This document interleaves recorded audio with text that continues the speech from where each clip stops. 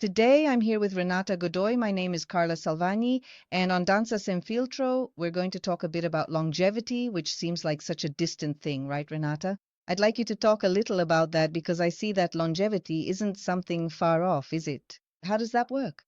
That's right, Carla. It's a pleasure to be here with you again so we can talk about such an important topic.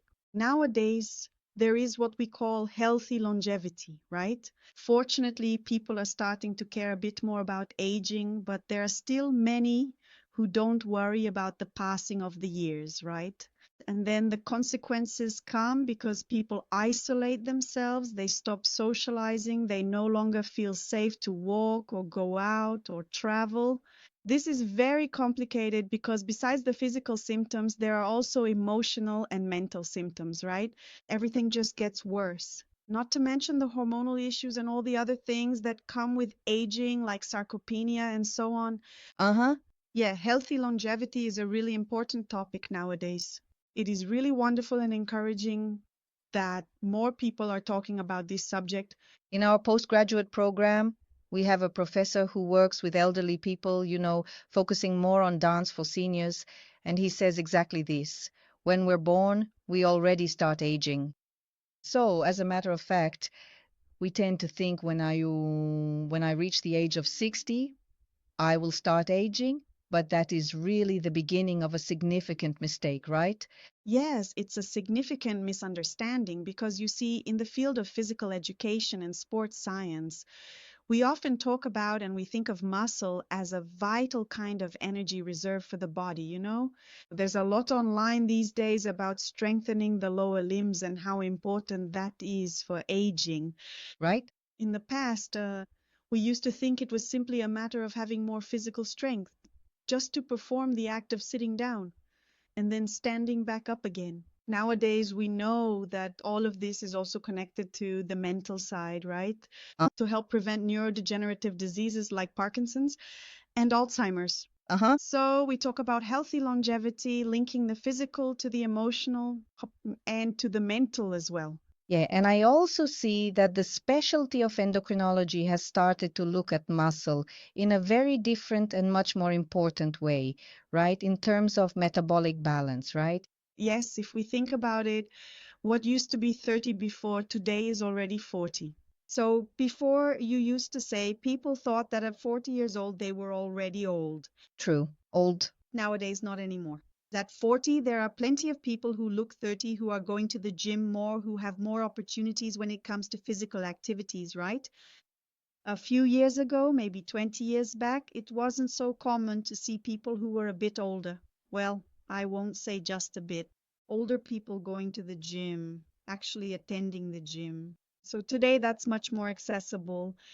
I also believe the internet has helped with that. So much information that we can access about this, so much visibility has helped people become a bit more concerned about aging. But it's not just about that. I also think people need to worry about the financial side. Am I going to grow old? Am I going to age depending on someone else? Am I going to age knowing? People from my parents' generation maybe had it in their minds that children were obligated to take care of their parents, right? So they didn't worry about much, didn't worry about anything about taking care of themselves to age well, because they knew there would be someone there to take care of them. Today, I see that mindset has changed a bit, and I think that's amazing. Yes, so then you run into customs, limiting beliefs, old beliefs, right? Habits that have changed. So there's that saying that to age well, you should take care of your diet, hydration, sleep, and physical activity. We've even talked about this in other podcasts here. But there's one point I wanted to mention that we haven't brought up yet. So, of these 4 points, nutrition, hydration, physical activity, and sleep. But there's one that I consider very important, and I'm sure you do too: social interaction. Yes? It's essential, essential. I don't even know why we hadn't touched on this point before because people get sick when they're alone, when they isolate themselves. Everything we've talked about so far, I'm just thankful to God. God, I'm having a realization here. And I said, guys, how great is it that we have access to so much cool information? You just need to know how to look for it, right? That's it. You just need to know what you do with the internet. But yeah, we see more and more people talking about this, right? About not isolating yourself, about going out, about taking walks, about being present. And this ties in with the project we have at Instituto Paese, which is Livre, Leve, Viva, a program that offers culture, movement, and socialization among people. So we want to bring together the social, the cultural movement, and both mental and physical aspects. Actually, we started having more contact with elderly people who are institutionalized, and that really affected us. We see that people become more isolated. They talk very little, right? They have few interests. Then the conversation dries up and life becomes very barren. It gets very sad. But there are also people who are at home giving up on these things by their own choice, and that's very concerning. It really upsets me to see that. Right, Renata?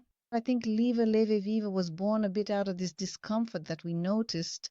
It really is a discomfort. Yeah, they don't seek out, to be in different groups. So you end up having a life that's just focused on family, on household activities. If you've already retired, you no longer have that obligation to go out and go to work, so you don't really have that motivation to get ready anymore. And all of this makes a difference in life, not just for women, but for men as well. Having different people to talk to, having different topics to discuss, that really stimulates our minds, right? It activates us. And unfortunately, there are people who end up isolating themselves without even realizing it. Yes, and there are even recent studies that say the more you stay inactive, there are hormones that make you want to stay inactive even more.